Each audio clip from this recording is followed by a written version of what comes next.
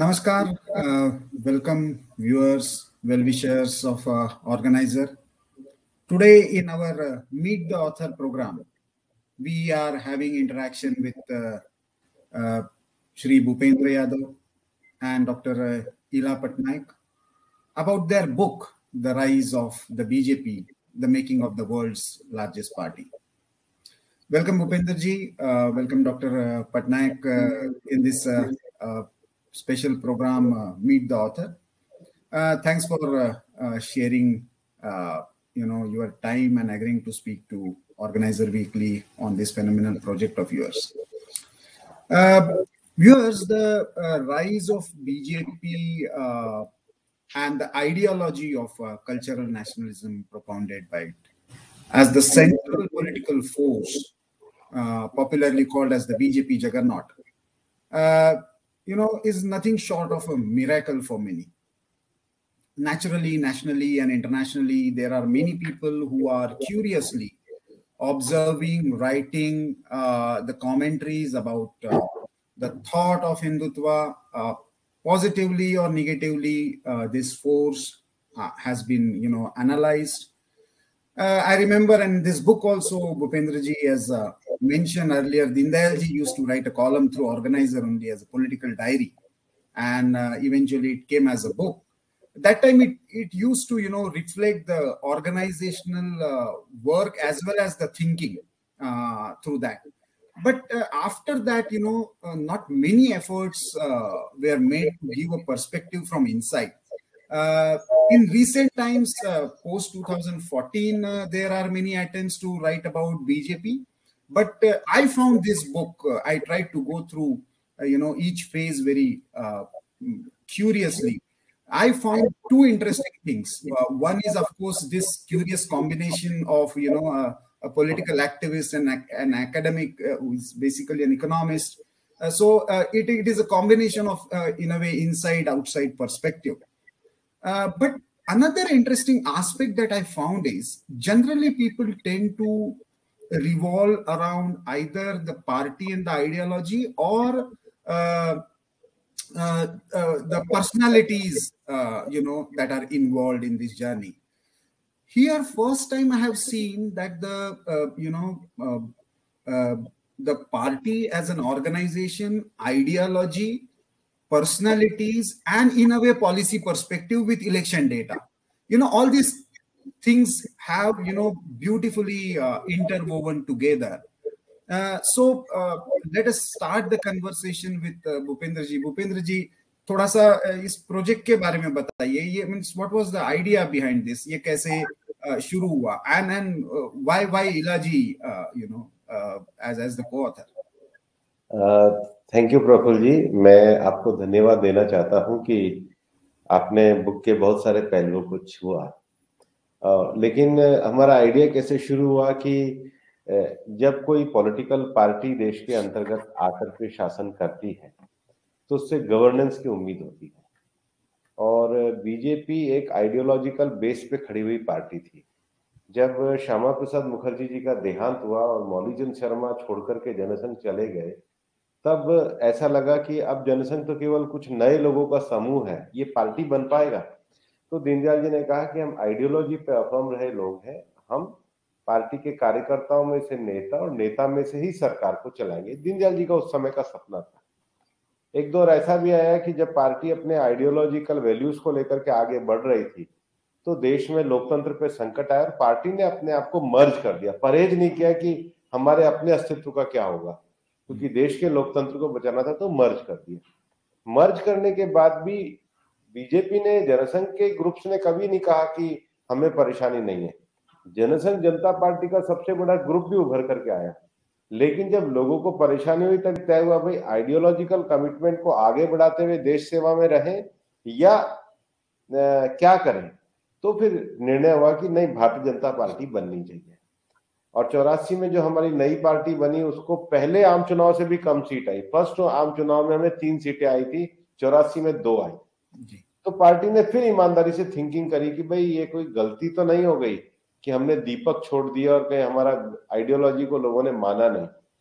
पर उसके बाद भी पार्टी ने एक नया स्वरूप लिया और 84 की यात्रा ने 91 में पार्टी को प्रमुख विपक्षी पार्टी बनाया और 96 में एक बार सत्ता में लाए, फिर वापस से 13 महीने बाद चुनाव हुए और पार्टी ने एक देश को शासन दिया, राज्यों में भी शासन दिया। तो जब इलाजी से मेरा 2019 के चुनाव के बाद एक बार बैठना हुआ तो इलाजी का मेरे को ये कहना था कि बीजेपी की ये जो सेकंड विक्ट्री आई है, कंटिन्यू सेकंड विक्ट्री, इसका पर्सपेक्टिव लोगों के सामने आना चाहिए। जब उस पर चर्चा हुई, बात हुई, तो एक ड्राफ्ट नोट बना। ड्राफ्ट नोट बनने के बाद हमारा ऐसी चर्चा में विषय निकला कि ये पर्सपेक्टिव, पॉलिटिक्स का पर्सपेक्टिव अपने आप में अधूरा रह जाएगा अगर उसमें गवर्नेंस और पॉलिसी नहीं आई। कि बीजेपी ने आकर कांग्रेस से क्या डिफरेंट किया, बीजेपी ने आकर क्या गवर्नेंस का मॉडल दिया जो बीजेपी की आइडियोलॉजी, गवर्नेंस और पॉलिसी को भी ये बताता हो। मियरली सत्ता लेना काम नहीं है। तो मैंने फिर इलाजी से कहा कि इसमें बहुत सारा इकोनॉमिक्स और पॉलिसी का इशू है, आप अगर मेरे साथ सहयोग करेंगी तो अच्छा होगा। और मेरे को एक खुशी है कि उनका जो एक एकेडमिक व्यू है, उनका जो डाटा को एनालिसिस करने का उनका जो एक इकोनॉमिक्स का व्यू है, और सबसे बड़ी बात है कई बार बुक हम लिखते हैं सेल्फ प्रेज के लिए, आखिर बुक जब एक एकेडमिक सेक्टर में जाएगी और इंटरनेशनली भी अगर बुक जाएगी तो फिर उस बुक का क्या पर्सपेक्टिव होना चाहिए, उसमें इलाजी की काफी मदद मिली। तो ये हमारा एक तरीके से दोनों का कॉम्बिनेशन बना। और इलाजी के एक दो अच्छी हार्वर्ड यूनिवर्सिटी वगैरह में एक दो प्रोफेसर्स हैं, उनको भी पहले प्री बुक रीडिंग हमारी हुई थी ताकि एक बार कोई लंबा हमारे लोगों के दोनों के बीच में डिस्कशन हुआ। और कोविड के समय में वर्चुअल डिस्कशन भी हमारा कंटिन्यू हुआ और एक डिस्कशन से जो हमारे विषय निकले वो हम इस किताब के रूप में निकले। जी, Ilaji, I would like to understand from you, what was your inspiration behind this project? Because as an economist, if you think in a way, apparently this is more political text, understanding Indian politics and the journey of Indian politics in a way, keeping Janasangh and BJP at the center in the post-independent era.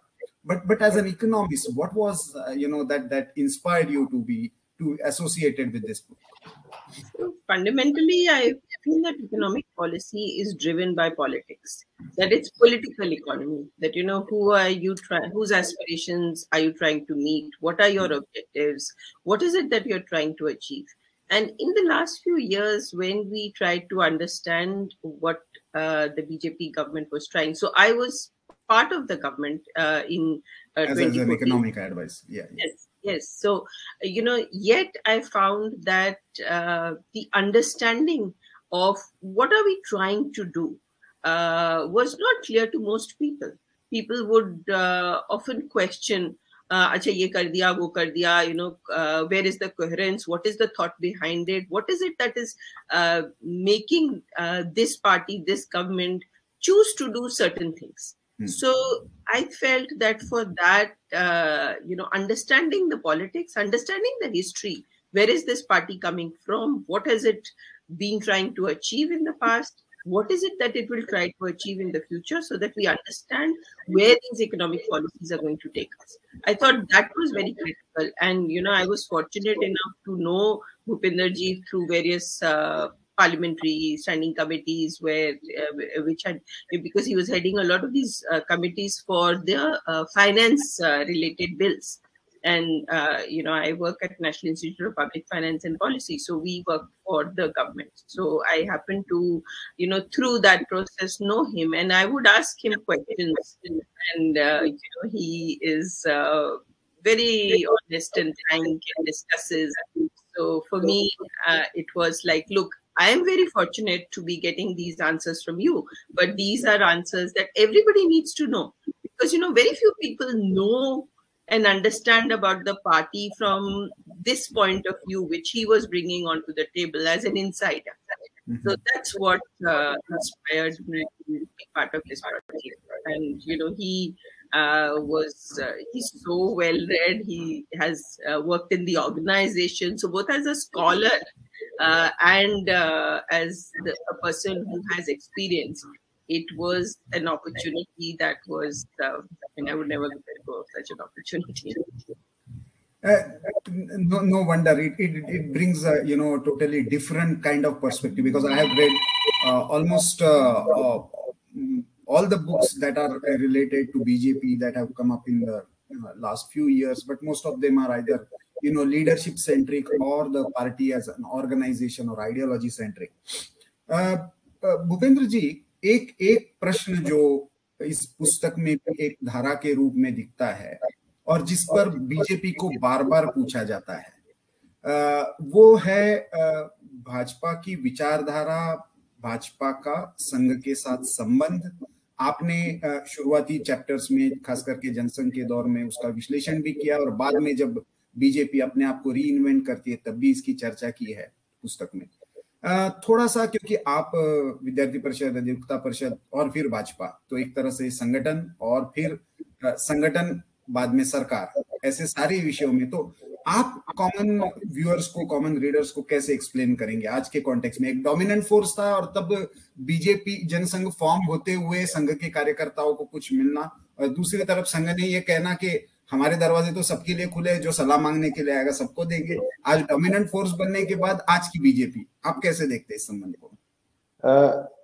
अगर किताब की शुरुआत में देखें तो first chapter में ही, organiser में ही article छपे थे मलकानी जी के और बलराज मधव के, उनको हमने कोट किया इस पुस्तक में।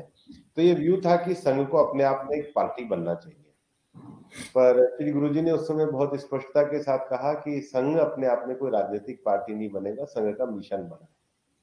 और कालांतर में हमने देखा है कि धीरे धीरे संघ के जो स्वयंसेवक है, श्री गुरुजी की जो प्रेरणा थी कि संघ कुछ नहीं करेगा, स्वयंसेवक ही सब कुछ करेंगे, तो उन स्वयंसेवकों ने संघ की शाखा में तैयार होकर समाज के अलग अलग क्षेत्रों में कार्य रचना को खड़ा किया। 50s के दशक में, 60s के दशक में, जैसे जैसे कार्य बढ़ता गया, और आज तो ये स्थिति है कि विज्ञान के क्षेत्र में, सेवा के क्षेत्र में, ऐसे भी विषयों में अब संघ पूरी तरीके से उनके स्वयंसेवक अलग अलग, संस्कृति के क्षेत्र में, कला के क्षेत्र में, ये ऐसे क्षेत्र हैं जो अब 90s के बाद एक नए क्षेत्र है जिसमें वो जा रहे हैं, और पर्यावरण जैसे क्षेत्र में भी काम हो रहा है समाज की आवश्यकता के हिसाब से। तो दत्तोपंत जी के एक सेंटेंस को मैंने इसमें कोट किया है कि we are interrelated but not interdependent. और मेरे को अच्छी तरह ध्यान है, अधिवक्ता परिषद राष्ट्रीय महामंत्री के रूप में जब मैं काम करता था तो दत्तोपंत जी ने हमारी एक बैठक में कहा था कि देखिए, हम सम विचार संगठन है, हम एक आइडियोलॉजिकल फाउंडेशन से बंधे हुए हैं कि हम नेशन फर्स्ट की थ्योरी में विश्वास करते हैं, हम मानते हैं कि हम एक सांस्कृतिक प्रवाह का हिस्सा है, लेकिन हम लोग अलग अलग क्षेत्रों में काम करते हैं। तो हम 3 बातों में अलग रहते हैं। पहला, बीजेपी ये निर्णय नहीं करती है कि वीएचपी का अध्यक्ष कौन बने, और वीएचपी ये निर्णय नहीं करती है कि बीजेपी की तरफ से विधायक दल का नेता कौन बने। दूसरा, कभी ऐसा नहीं होता है कि विद्यार्थी परिषद को ये लगे कि अब ये बीजेपी की सरकार है तो सरकार का ये फंड हमको आना चाहिए। उनका कहना था अपने नेतृत्व के निर्णय के मामले में, अपनी पार्टी के फाइनेंशियल मामले, अपने संगठन के फाइनेंशियल मामले में, और अपने संगठन के रेजोल्यूशन में, क्योंकि जो मजदूर संघ का रेजोल्यूशन हो सकता है वो हो सकता है लघु उद्योग भारती का ना हो। तो ये एक जो इंटर रिलेटेड है, हम विचार के कारण हम जुड़े हुए हैं, और लेकिन हम इंटरडिपेंडेंट नहीं, कि एक दूसरे के ऊपर नहीं है। और इसलिए मैंने दत्तोपंत जी के सेंटेंस को करते हुए, अगर आप इस पुस्तक को देखेंगे तो एक प्रेस में हम लोगों ने जगह जगह यूज किया, ये एक मॉरल बंधन है, एक नैतिक बंधन ज्यादा है, लेकिन सारा नैतिक बंधन का आधार केवल त्याग नहीं है। कोई ऐसा नहीं है कि कोई धर्माचार्य की पीठ पे बंधन है ना, ये एक आइडियोलॉजिकल है, मॉरल मतलब मॉरल बाउंडिंग है संघ के साथ, लेकिन particular ideology, particular it's not a sect. हम ये नहीं कह सकते कि ये सेक्ट है, ये कोई कल्ट है ना ये कोई सेक्ट है, ना ये कोई कल्ट है। ये नेशनल रिकंस्ट्रक्शन के लिए जो आजादी के बाद जिसकी आवश्यकता थी कि भाई अब हम आजाद हो गए तो भारत कैसा बनेगा, हम आजाद हो गए तो भारत की आकांक्षाओं को कैसे पूरा किया जाएगा, हम आजाद हो गए तो नए संसार की रचना के साथ भारतीय जीवन मूल्यों को कैसे जोड़ा जाएगा। अन्य क्षेत्रों में अन्य स्वयंसेवक जोड़ रहे हैं, यहाँ पर भारतीय जनता पार्टी राजनीतिक क्षेत्र में वो काम कर रही है। तो मुझे लगता है ये मॉरल, मॉडर्न, व्यापक आउटलुक वाला और एक दूसरे का सहयोगी जो संबंध है वो ज्यादा है, और निश्चित रूप से संघ को कुछ चाहिए नहीं विशेष, तो उसका प्रभाव भी ज्यादा है।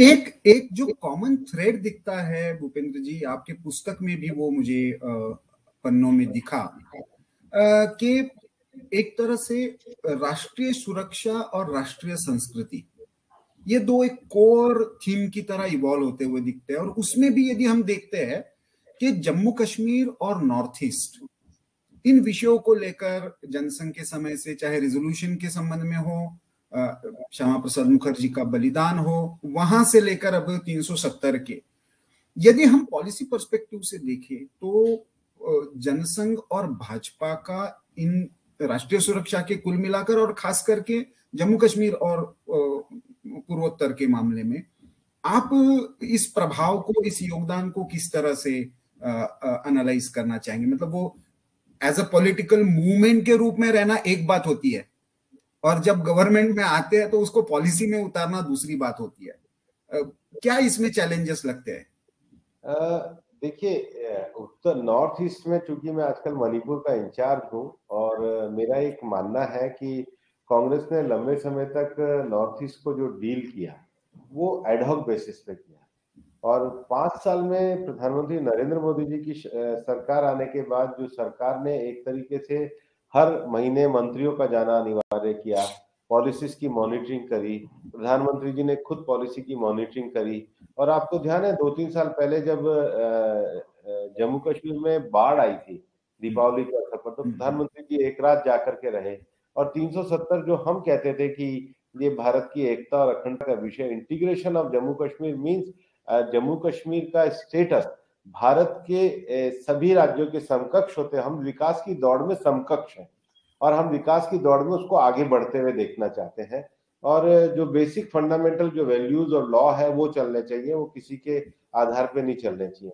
तो जो भारतीय जनता पार्टी ने एक भारत श्रेष्ठ भारत का कभी नारा दिया, भारतीय जनता पार्टी ने जो सांस्कृतिक राष्ट्रवाद का नारा दिया, उसको गवर्नेंस के स्तर पर एक व्यापक रूप से पार्टी ने शासन में आके फैलाया। और यही एक कारण है कि अगर आज आप नॉर्थ ईस्ट में देखेंगे तो एक मिजोरम को छोड़ के या तो भारतीय जनता पार्टी की सरकार है या भारतीय जनता पार्टी के सहयोगी के रूप में सरकार है। तो ये बहुत बड़ी उपलब्धि है। लोग कई बार एक हैवॉक क्रिएट करते हैं कि बीजेपी कभी भी माइनॉरिटीज के बीजेपी के खिलाफ। मैं हमेशा उनको कहता हूँ कि भाई अरुणाचल तो बौद्धिस्ट प्रधान है लेकिन बीजेपी की सरकार है, आसाम में माइनॉरिटी इतनी ज्यादा है, 2 बार हम 2/3 मेजोरिटी लेकर के आए हैं, मणिपुर में भी आज हम एक सरकार के अंदर है, त्रिपुरा में हम सरकार में है, नागालैंड 100% क्रिश्चियन है लेकिन हमारा उप मुख्यमंत्री वहां पर है, मेघालय भी 100% क्रिश्चियन है लेकिन बीजेपी का वहां पर विधायक है। तो हम ऐसे जो हमारे बारे में पेंट किया जाता है कि सरकार में आने के बाद हम कोई अलग करते हैं, शासन के लंबे समय ने दिखाया कि भारतीय जनता पार्टी उन क्षेत्रों का न केवल विकास कर रही है, लोगों का दिल जीतने में भी समर्थ है। आपने कल्चरल नेशनलिज्म की बात की, सांस्कृतिक राष्ट्रवाद की बात की, उसके बारे में पुस्तक में तो आपकी चर्चा है, लेकिन कुल मिलाकर जब एकेडमिक सर्कल्स में इसकी बात करते हैं, और मैं इलाजी से भी इसका ये चाहूंगा क्योंकि उसका एक तरह से पॉलिटिकल इकोनॉमी से भी आगे जाकर संबंध है, तो आज खास करके आज के संदर्भ में इंटरनेशनली जब भी इसके बारे में डिस्कशन होता है तो कभी उसको हिंदुत्व फैशिज्म के नाम पर प्रोजेक्ट किया जाता है, फ्रीडम ऑफ एक्सप्रेशन की आपने इसमें चर्चा की है, पुस्तक में भी आपने इसको जेएनयू की घटनाक्रम का सारा विस्तृत विवरण किया है। तो ये शेपिंग ऑफ नेशनलिज्म का डिस्कोर्स भाजपा के पैरामीटर्स पर वो गवर्नेंस में भी रिफ्लेक्ट हो और वो ऑल ओवर समाज की स्वीकार्यता में रिफ्लेक्ट हो, इस जर्नी को आप कैसे देखेंगे?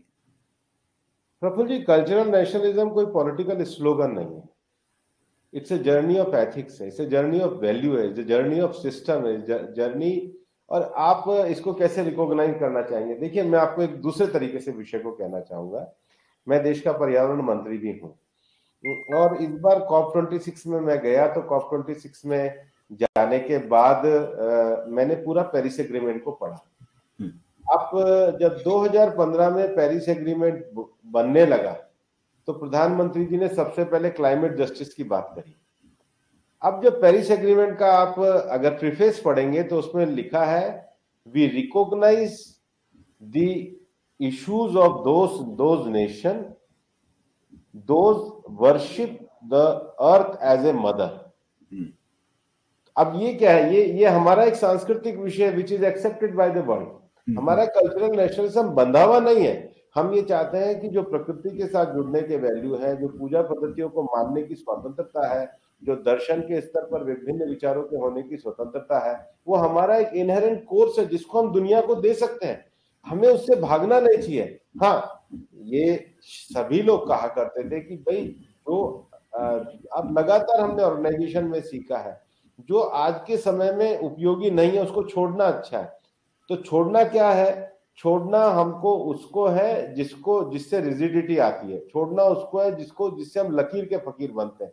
लेकिन जो वैल्यूज है, जो थॉट है, जो प्रोसेस है, जो भारत दुनिया को दे सकता है, उसको कैसे आगे बढ़ाना, यही तो थॉट महात्मा गांधी जी का था। गांधी जी के जो हिंदू स्वराज की कल्पना से लेके जो सारे विचार थे, वो जो स्वराज का विचार था, तो गांधी जी स्वराज के विचार में कोई सक्रिय थोड़ी हुए। स्वराज का अर्थ है कि स्वराज को जब 96 के यात्रा को हमने लिखा है और अडवाणी जी ने कहा कि भाई स्वराज तो आया है, लेकिन अब स्वराज के साथ सुराज चाहिए। सुराज यात्रा 96 में निकाली गई। आज गवर्नेंस को हम मुद्दा लाने की बात कर सके तो राजा सबका होना चाहिए, राज्य सबका होना चाहिए, शासन में भागीदारी सबका होना चाहिए। अंत्योदय की कल्पना क्या है? अंत्योदय की कल्पना है कि एक ऐसा समाज बनना चाहिए जिसमें कंपैशन होना चाहिए। दीनदयाल जी का वैश्विक सृष्टि यही है कि हम रूथलेस लोग नहीं है, हम सब में वो करुणा का भाव देखते हैं। वही तो सबका साथ और वही तो गरीब कल्याण की थ्योरी है। तो हमारा कल्चरल नेशनलिज्म कोई जैसा हमको कई बार थोपा जाता है कि हमारा कल्चरल नेशनलिज्म कोई रिचुअलिस्टिक, ऐसा नहीं है। हमारा एक व्यापक सांस्कृतिक हिस्सा है और इसलिए कल्चरल नेशनलिज्म में आज अगर हमारे थॉट को पेरिस एग्रीमेंट में भी मान्यता मिलती है, आज अगर हम ये दुनिया में कहते हैं कि आने वाले जलवायु परिवर्तन का जो संकट है उसका अर्थ LIFE है, एनवायरमेंट फ्रेंडली लाइफ स्टाइल, ये हम इसीलिए कह सकते हैं कि एक थॉट है जिसपे हम दे सकते हैं। तो मेरा मानना है कि इसकी व्यापकता को देखना और इसके लिए जो भी हमारे हीरोज रहे हो, जिसका डिस्ट्रक्शन इस भावना से किया हो कि भाई ये एक तरीके से हीन आइडेंटिटी में हो, उसको तो रेस्टोर करना ही पड़ेगा। इसलिए हम राम मंदिर को पूरी तरीके से समर्थन करते हैं। भारतीय जनता पार्टी पहली बार पालमपुर अधिवेशन में लेके आई है और जो हम समर्थन करते थे आज तो सारी विपक्षी दल भी उसको समर्थन करने लग गए हैं। आपको इंटरेस्टिंग है, आजकल छत्तीसगढ़ सरकार का सबसे बड़ा जो विज्ञापन चलता है वो गोधन का चलता है, गोवर्धन प्रोजेक्ट को सबसे बड़ा विज्ञापन चलता है। तो हम कोई संकीर्ण चीजों में नहीं है, हमारा सबका साथ सबके विकास की संकल्पना भी कल्चरल नेशनलिज्म का ही। Ila ji, I would like to bring you in at this moment. Gram Swaraj की बात करने वाली, स्वदेशी की बात करने वाली, close in a way close economy के नाम पर बात करने वाली, ऐसा एक प्रोजेक्शन बीजेपी के बारे में होता है। और वहां से लेकर आत्मनिर्भर भारत, अब FDI और एक तरह से नेशनलिस्टिक पोजीशनिंग के साथ भी, ग्लोबलाइजेशन के साथ, आपको ये डर नहीं लगा आप भी इसके साथ रिग्रेसिव थॉट प्रोसेस के साथ एसोसिएट हो जाएंगी? और या how do you see this combination? So सबसे पहले तो what I see is there is an attempt for making a one nation. तो आप इकोनॉमी के टर्म्स में देखिए, आप वो स्टेप्स देखिए जो पूरे देश को जोड़ते हैं। तो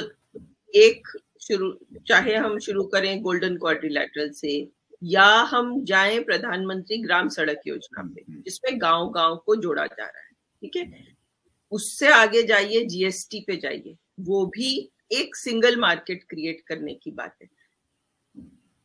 जो एक अंडरलाइन थ्रेड दिखता है, चाहे वो गवर्नेंस में हो या वो मार्केट्स में हो। गवर्नेंस में मैं एग्जांपल देती हूँ, जैसे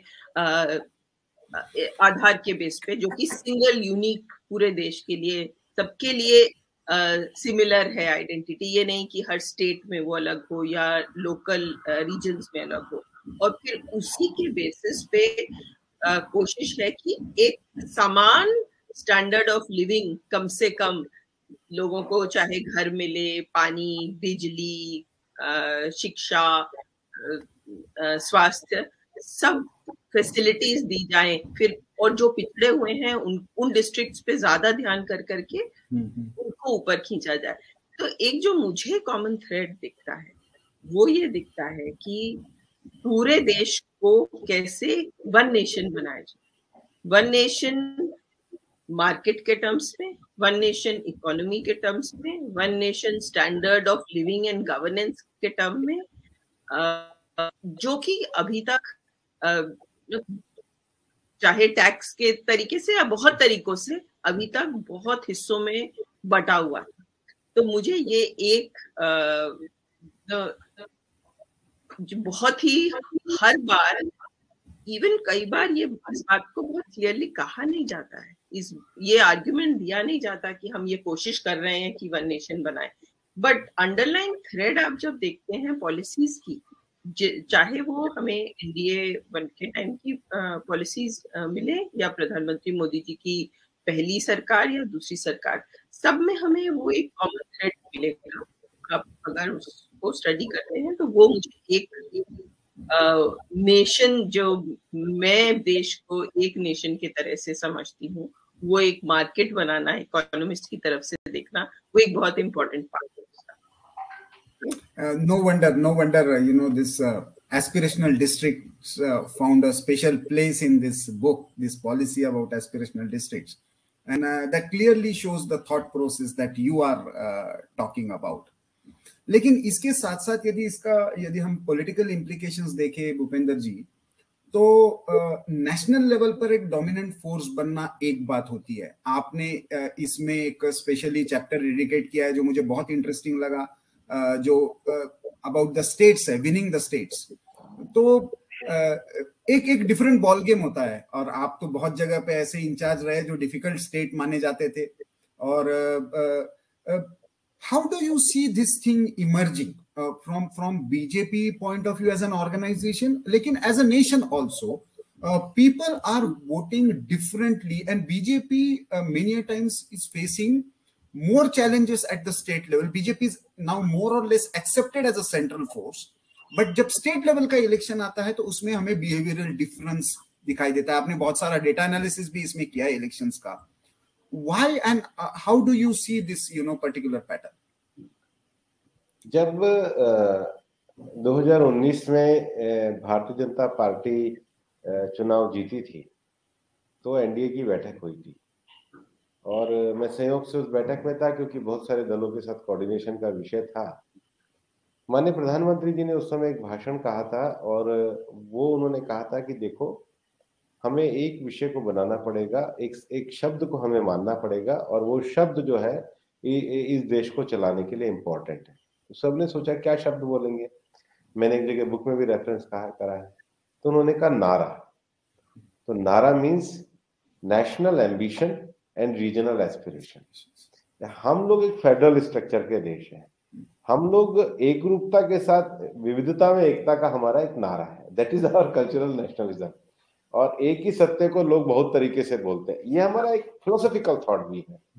तो आप रीजनल एस्पिरेशन और नेशनल एम्बिशन को मिलाकर चलेंगे तो भारत में लंबे समय तक राज कर सकेंगे, जो भारतीय इथोस के नजदीक है। और इसलिए हम कोई राष्ट्रीय पार्टी हो गए तो हम किसी विचार को पैदा नहीं होने देंगे, ऐसा नहीं है, लेकिन हम जो असली विचार है, जो सत्य का विचार है, उसके लिए लोगों को करेंगे।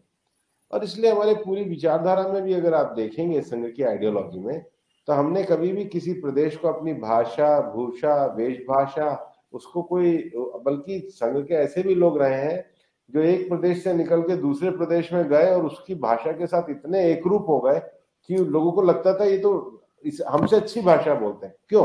क्योंकि ये जो भारत की खूबी है, इसको आगे आना चाहिए। और ये देखिए, कई बार रीजनल एस्पिरेशन को हम एड्रेस नहीं कर पाते, तभी जो हिंदुस्तान के जो वोटर का ट्रेंड है वो नेशनली और राज्य दोनों जगह अलग अलग तरीके से वोट देता है एक साथ चुनाव होने पर भी। जैसे आप इसको उदाहरण के साथ देखेंगे कि उड़ीसा में एक साथ चुनाव हुए जी, जितनी बीजेपी को कंपैरिजन में लोकसभा की सीट आई उतनी विधानसभा में नहीं आई। तेलंगाना में जितनी बीजेपी की विधानसभा में सीट थी उसके कंपैरिजन में लोकसभा में सीट ज्यादा आई। नहीं, दिल्ली तो क्लासिक उदाहरण है। दिल्ली में 7 एमपी आकर लगातार 2 बार आप हार चुके हैं विधानसभा में। लेकिन मैं कारण पूछ रहा हूँ, मतलब as a party and as a policy, दोनों लेवल पर आप इसको कैसे, मतलब आपके एनालिसिस में ये कैसे दिखा?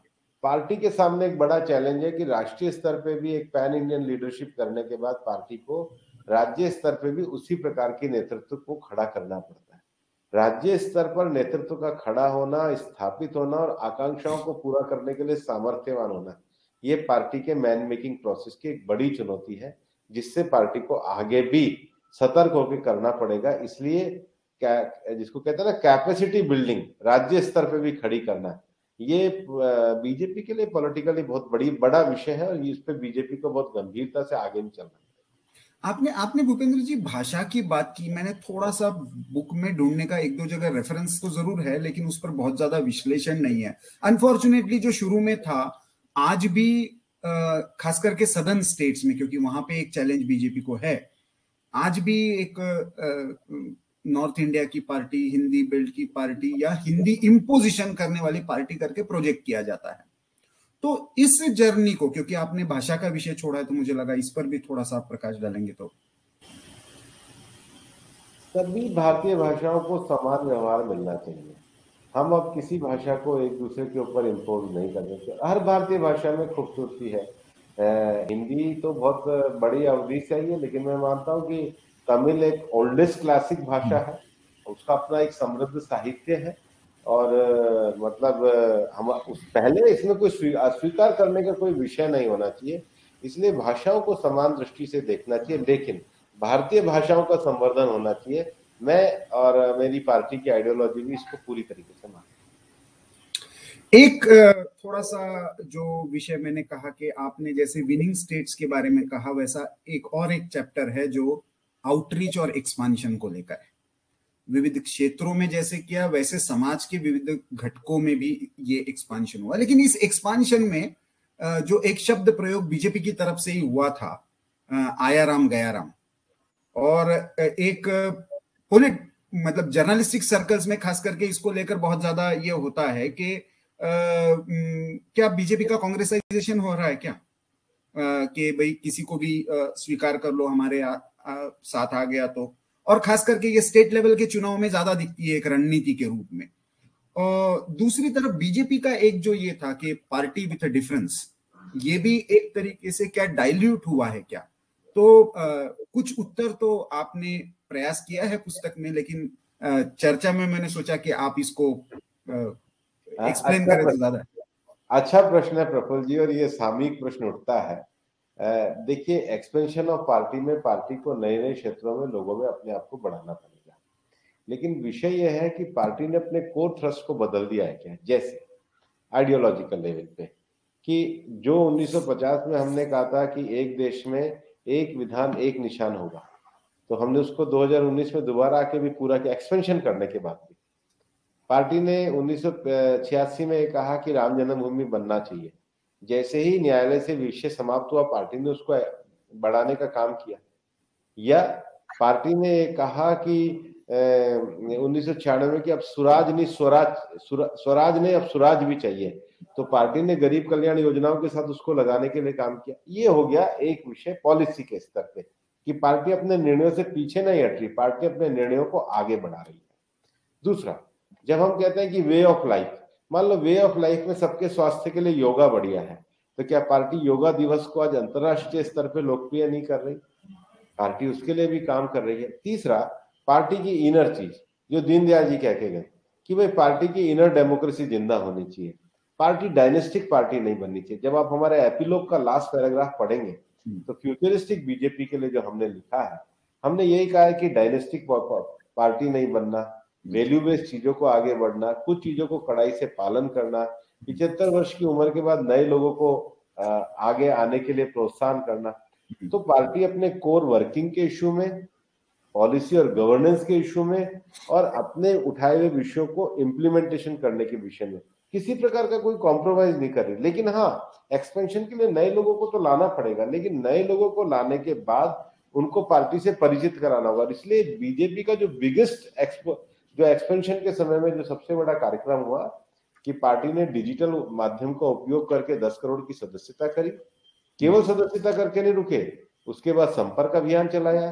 केवल संपर्क अभियान करके नहीं रुके, उसके बाद पार्टी ने अपना प्रशिक्षण अभियान चलाया। केवल प्रशिक्षण अभियान करके नहीं रुके, उसके बाद पार्टी ने हर जिले में पार्टी कार्यालय में ई लाइब्रेरी भी स्थापित करी। ताकि जो सदस्य बना उससे संपर्क हो, जिससे संपर्क बना उसका प्रशिक्षण हो, और जो प्रशिक्षण हो वो ई लाइब्रेरी के माध्यम से पार्टी की आइडियोलॉजी से कंटिन्यूटी जुड़ा है। तो पार्टी ने अपना एक्सपेंशन किया है, अपने नए लोगों को जोड़ा है, विनेबल कैंडिडेटों को लेके आए हैं, लेकिन अपने गवर्नेंस में, अपने इश्यूज में, अपने ऑर्गेनाइजेशनल वैल्यूज में किसी प्रकार का कोई कॉम्प्रोमाइज नहीं किया है। इसलिए ये पार्टी का उत्थान तो है, लेकिन पार्टी का अलग होना नहीं मानता हूं मैं। तो पार्टी अपने कोर इश्यूज पे चलती रहे। Ilaji, how do you see this? Means in the governance parameter, or for that matter, even in political economy, this relationship between party and governance, government is very critical when it comes to delivery. You were, for some time, you were in the government also, and you tried to understand the party, and now you have tried to analyze the evolution of the party. How do you see this, party influencing the decision-making or policy-making apparatus? Do you see there is some kind of strain or, confusion that you talked about? Or there is a way or a mechanism to, build some kind of consensus or understanding which is unique to the BJP? So I think what we have described in the book also is a very unique relationship between the party and the government, where the objectives of the party, so particularly reaching out to, raising standard of living of the people, think about the LPG gas connections, the Swachh Bharat, the toilet schemes, or some of the various schemes which, supplying electricity, building houses, the various schemes which come fundamentally from the objectives of the party. And in this case, what was very interesting was how the government, as soon as it came in, focused on building the infrastructure that was required to deliver these well in a very targeted way. So deliver these on time and reach out to the people. And then we see something very, very interesting, and we describe that, and that is that the party was doing what one might call somewhat like a social audit. That is, asking people, did you receive what you were supposed to receive? Did the district administration provide you what the district administration was going to provide you? So if you are supposed to be a beneficiary, then did you actually get those benefits or not? Did you get them in a timely manner? Did you get them in a exactly what you had to get? And what this very interesting coordination, or rather jugalbandi of the party and the government managed to do was that it cut out those huge leakages that India unfortunately used to see. So, for the same 100 rupees, if 85% is going to go away, then you can only benefit 15 people. Whereas, otherwise you can benefit a lot more people.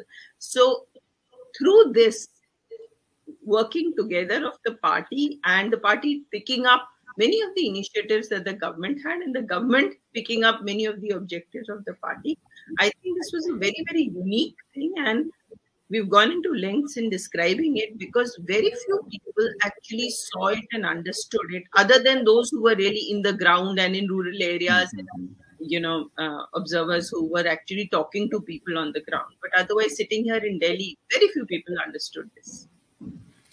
Bhupendra जी, एक विषय जिस पर मैं आपकी टिप्पणी जरूर चाहूंगा, क्योंकि मुझे स्मरण है 90 के दशक में आप भी जब कार्यकर्ता के रूप में शायद विविध क्षेत्र में संगठन में कार्यरत होंगे, मैं भी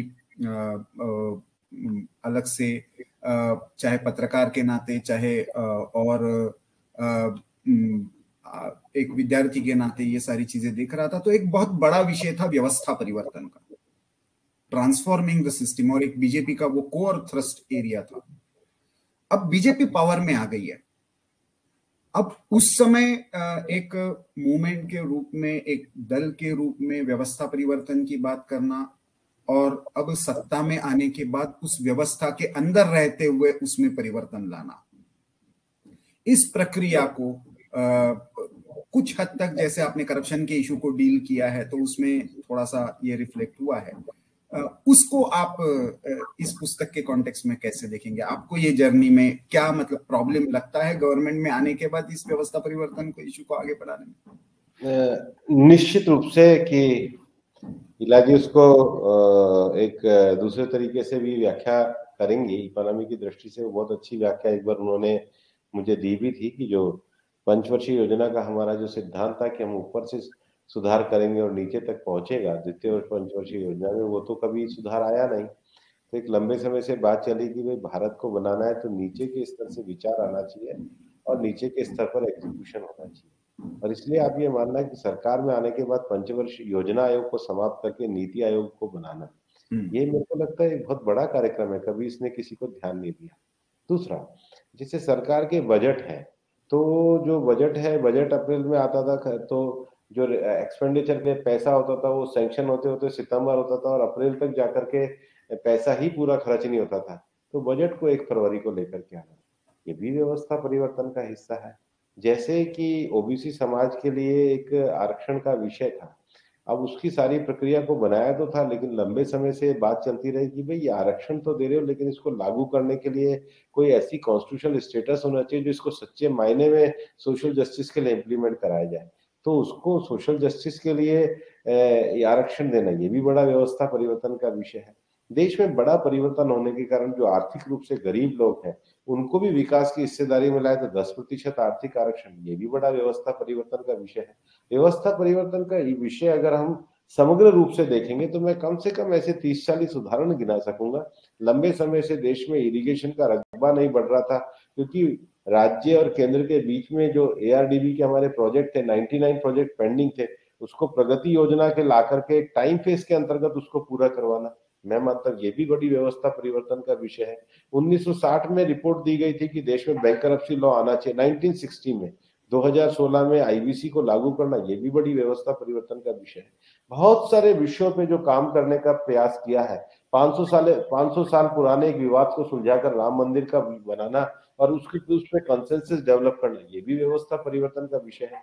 तो व्यवस्था परिवर्तन के विषय को हम किसी एक खाके में नहीं देख सकते, लेकिन अगर उसका क्यूमुलेटिव इफेक्ट देखेंगे तो बीजेपी ने जो व्यवस्था परिवर्तन के मुद्दे उठाए हैं उनको पूरा किया है।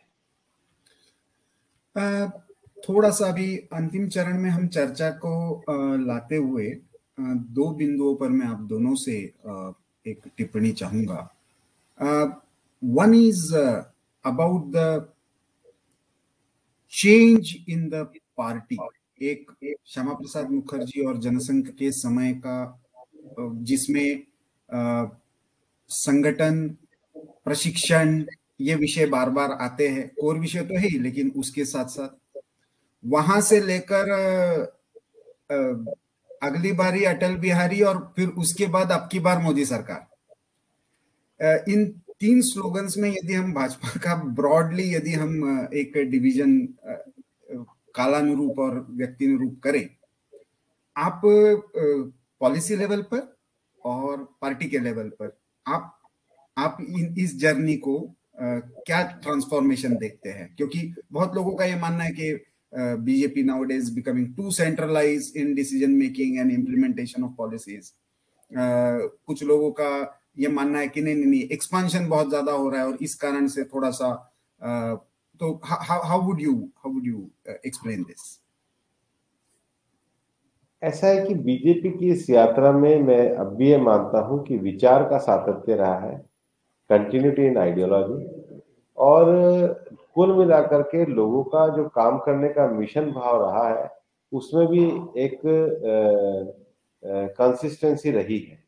तो उसमें कोई बहुत बड़ा परिवर्तन नहीं आया। लेकिन हाँ, ये सच है कि 50 के दशक में चाहे श्यामा प्रसाद मुखर्जी, और उसके बाद 70 से 80 के दशक में वाजपेयी जी, उसके बाद वाजपेयी जी और अडवाणी जी, और उसके बाद बीजेपी के अन्य नेतृत्व क्रम में व्यक्तियों की पर्सनालिटी का बड़ा योगदान होता है। लेकिन मुझे एक बात किसी नेता ने कही थी कि देखिए, आज हम आपकी सरकार में देखते हैं तो प्रधानमंत्री जी के साथ एक राष्ट्रीय अध्यक्ष पूर्व राजनाथ जी, नितिन जी, अमित जी, अडवाणी जी, जोशी जी, नड्डा जी और उपराष्ट्रपति माननीय वेंकैया जी, कोई भी देश में आपको ऐसी राजनीतिक पार्टी नहीं मिलेगी जिसमें इतने 7 अध्यक्ष हो और जो अध्यक्ष बना हो फिर उसको उतनी ही रिकॉग्निशन हो जितना पहले के अध्यक्ष को।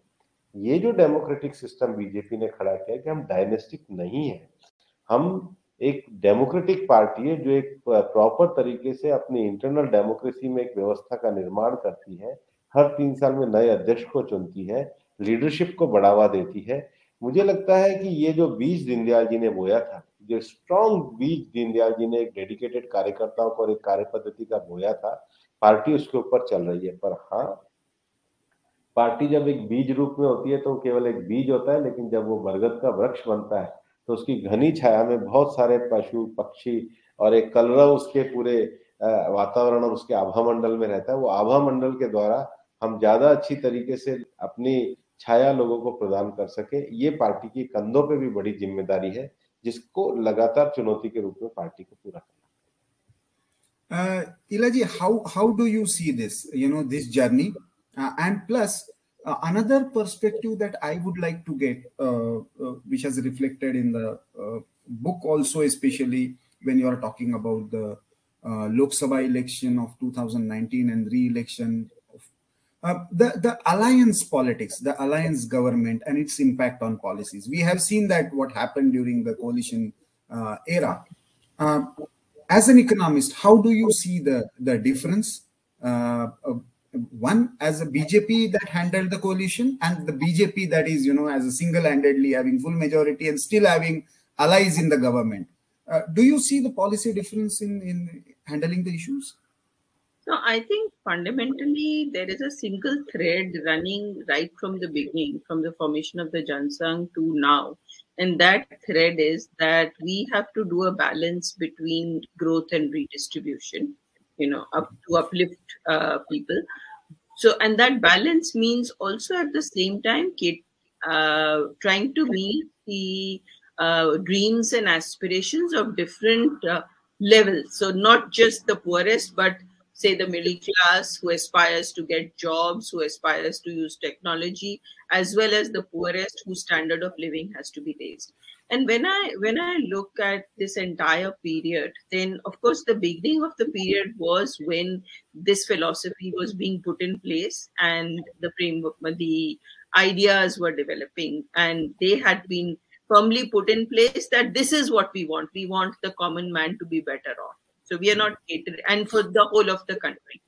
And then from that, what I see in the Vajpayee period, and again, we've described that in the book, and we talk about how the various reforms were done, like the telecom reforms, privatization was done, NHAI, the Golden Quadrilateral was built, rural roads, which had been there throughout in almost every economic resolution of the Jansangh and then the BJP. So that laid the foundations for higher growth, which could later also be used as the platforms through which redistribution could be done.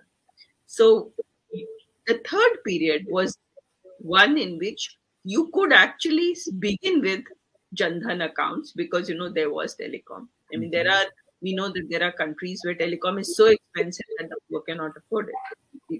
People still use missed calls sometimes. They pay for incoming calls. Many developing countries suffer from that. We are very unique in that we have telecom almost ubiquitous.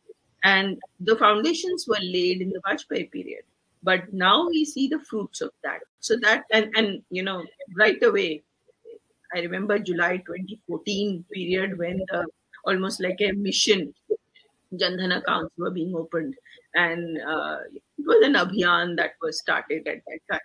So, and through that, direct benefit transfers, cash transfers could be done, and many other of the distribution attempts could be made. So, to answer your question on how I see the different phases, I actually see that being the common thread that runs through.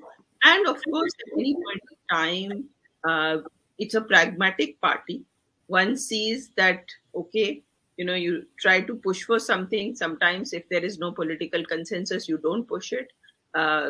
the financial sector reforms, we saw a bit of that.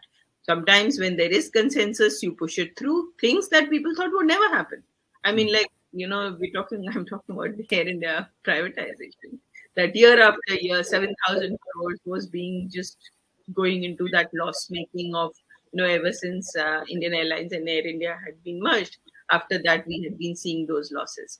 So it is pragmatic, and when it works, whether with other partners, coalition partners, or on its own, there is one common thread that stays. The other common thread, I think, we've referred to that in the book, is this that India is a federal structure.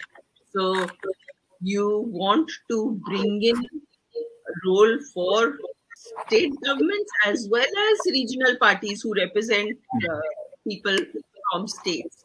And think of the GST Council. I mean, think about the kind of power you have actually handed over. So every budget used to be where the finance minister would say, I cut excise duties on such and such. Various industries would keep lobbying all the time. There would be rents to be earned. There was scope for corruption. And now you've handed over that power to the GST Council. So you're sharing that power with states. So I think when I think of it, then that's how I think about it, that moves towards the federal structure and handing over and sharing power with the states. Now, Bhupendraji, last question. As you talked about in the epilogue, you have spoken about the future and cadre-based party, non-dynastic leadership, and training, and core ideological concerns. You have identified 4 or 5 points. That is that makes party different from others. First, Ilaji, how much these things are important while translating the party's strength into policy making? From that point of view, how do you see the future of BJP? Do you think that it is very difficult to keep on with this kind of mass induction in the party and keeping that the purity of thought process about the thing that you've spoken about, either one nation form or taking all the sections together and this distribution form? So what are the challenges that you see for the future? So I think that for a party to grow in a country like India, where we are such a diverse nation, the party will be pulling in various people, will be bringing them, attracting them towards itself. And for that, this kind of reaching out to various people and involving them has to be a fundamental part of the journey of the party. And that journey we try to trace that, right, about that journey. And I think going forward also, that has to be, that is what we are as a nation, and therefore a party which is going to be a national party and most important party on the center stage of national politics will have to have that fundamental characteristic of bringing people together. Second, the democratic and non-dynastic nature. In the sense of who controls the party, is it a family business? Is it a family that controls the party? I believe not only in the space of businesses and companies will family businesses not work, that generations may work and then they collapse. But even we see that in political parties, when political parties are family businesses, 1 or 2 generations is okay, and then they start collapsing. And we're seeing that. What is fundamentally different about the BJP, and it has, as long as it manages to keep that difference, I think it has a very big strength. That is a source of very big strength. Now, anybody joining the party knows that he can go up to the top. It is not that there is a family sitting there who he has to please to be in the party. So I think these are 2 fundamental strengths, and the party will face challenges in keeping these 2 strengths in place. But if it does, then it's going to be at the center stage of this country's politics. Bhupendra जी, आप कैसे देखते हैं future of BJP? As as a insider, it is very difficult to say talk about this, लेकिन एक तरफ जब Congress as a national opposition party दिन ब दिन डिक्लाइन हो रही है और रीजनल चैलेंजेस अलग अलग रूप में उभर रहे हैं, जिनके साथ डील करना बीजेपी के लिए एक तरह से पूरी तरह से नई स्ट्रेटेजी शायद सोचनी होगी, तो ऐसे में भाजपा का आज का स्वरूप, जिसमें एक स्ट्रॉन्ग लीडरशिप भी है, एक क्रॉस रीजनल और क्रॉस सोशल एक्सपांशन भी है, और उसके साथ साथ कोर इश्यूज शायद आपने मोस्टली सारे डील कर दिए जिनके नाम पर भाजपा को जाना जाता था। तो एक तरफ मंदिर टिक हो गया, एक तरफ 370 टिक हो गया, और समान नागरिक संहिता पूरी तरह से नहीं हुई, लेकिन शायद उसकी दिशा में भी कुछ कदम आगे बढ़ चले। तो ऐसे में आने वाले समय में आप एज ए इनसाइडर कैसे देखते हैं इस जर्नी को, देखते हुए भविष्य के चैलेंजेस को? पहली बात तो प्रफुल्ल जी, विषय कभी पूरे नहीं होते। हमको दत्तोपंत जी एक चीज कहा करते थे कि जो हमारे मिशन का लक्ष्य है ये क्षितिज की तरह होता है, हॉरिजॉन की तरह होता है। जैसे जैसे हम आगे बढ़ते हैं तो धरती और आसमान और आगे चला जाता है, क्षितिज और आगे चला जाता है। तो कोई अगर जिसको कहते हैं कि परम वैभव भारत बनाना है तो कोई एक इशू के सॉल्व होने से नहीं है। अल्टीमेटली अगर डेस्टिनेशन आगे देखी जाए तो आत्मनिर्भर भारत है, और आत्मनिर्भर भारत गरीबी को हटाना, सबका समान विकास करना, एस्पिरेशनल डिस्ट्रिक्ट में जीवन मूल्य देना, ये भी विषय है। लेकिन आने वाले समय में महिलाओं को काम करने की आजादी, जेंडर जस्टिस का विषय, एनवायरमेंट, जलवायु परिवर्तन, क्लाइमेट चेंज के हमारे जो थ्रेट्स हैं, और जो हमारे रेगुलेटरी मैकेनिज्म आया उसमें ट्रांसपेरेंसी के विषय हैं, गवर्नेंस को ज्यादा, जिसको कहते हैं कि मिनिमम गवर्नमेंट और मैक्सिमम गवर्नेंस के विषय को नीचे ले जाना। फिर उसके साथ ही अंतरराष्ट्रीय जो सांस्कृतिक आक्रमण हो रहा है उसके कारण अपनी भाषा, कला, साहित्य, संस्कृति, इनके विषय, इनके विचारों को भी बचा के रखना, मॉडर्निस्टिक और साइंटिफिक आउटलुक के साथ जोड़ना। और अब जब दुनिया स्पेस की ओर जा रही है तो वैसा एक रिसर्च और इनोवेशन का प्रोग्राम अपने भारत में खड़ा करना। तो कोई हमारे लक्ष्य समाप्त नहीं हुए और हमारे कार्य समाप्त नहीं हुए, और हमारे देश की यात्रा भी लंबी चलने वाली है। लेकिन इस यात्रा में स्ट्रॉन्ग डेमोक्रेटिक वैल्यूज के लिए निश्चित रूप से भारतीय जनता पार्टी के सामने भी अपने नेताओं की कैपेसिटी बिल्डिंग, ट्रांसपेरेंसी पूर्ण मैकेनिज्म, पार्टिसिपेटिव मैकेनिज्म, एस्पिरेशन लोगों का करना, और सभी सामाजिक समूहों का रिप्रेजेंटेशन होना। हम कोई एक वर्ग ना बन जाए, हम सभी वर्गों का रिप्रेजेंटेशन दे सके। और गवर्नेंस जो है केवल सेंट्रल लेवल पे ना हो, लोकल लेवल की गवर्नेंस भी उतनी ही मजबूत हो जिसमें एस्पिरेशन समाज के सभी वर्गों का भागीदारी हो। ये पार्टी के सामने चैलेंज भी है और पार्टी के साथ पास मन भी है इनको पूरा करने का। तो मुझे लगता है जो फाउंडेशन अभी खड़ी हुई है, इनको लंबा चलाने के लिए सतर्क और सजग रह करके काम को करना होगा। यही पार्टी की सबसे बड़ी चुनौती।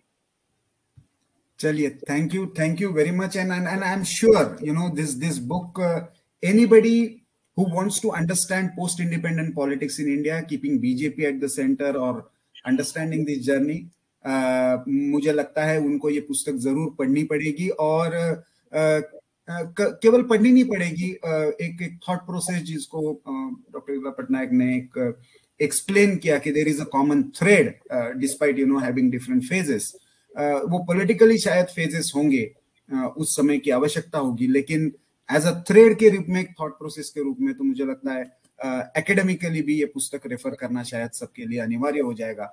आपके इस पुस्तक के लिए और एक बहुत ही academically rigorous and still politically very interesting document सबके सामने रखने के लिए आप लोगों को बहुत बहुत धन्यवाद। And again thanks for sparing your time for organiser weekly and coming on to this forum, meet the author.